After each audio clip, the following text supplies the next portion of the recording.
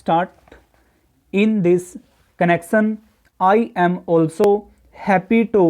hear what the Defense Minister said yesterday in one of his public meetings, namely that the Government of India is contemplating to create a set-up in our villages wherein our panchayats will be functioning more or less on the lines of parliament stop. Unfortunately, he did not elaborate that point further, and the press has not thrown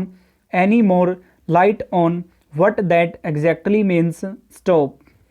But if it means that the panchayats will be in charge of the resources that are available in the villages, that they will be in a position to determine how best the productive efforts in the villages are to be directed, in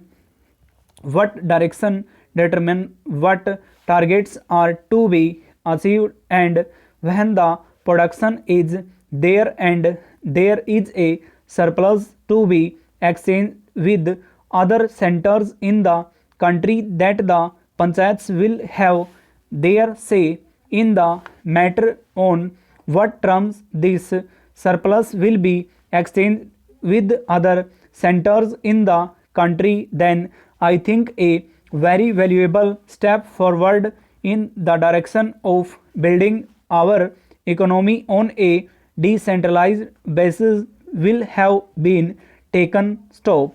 We have always taken the view, sir, that if planning is to be succeed in our country, and if there is not going to be any regimentation of our productive activity and forces, what is necessary is that the common man should have a voice in determining the economic policies and in formulating the economic plans of development, and should have also his say in determining on what terms a villages or a group or an industry should be working for the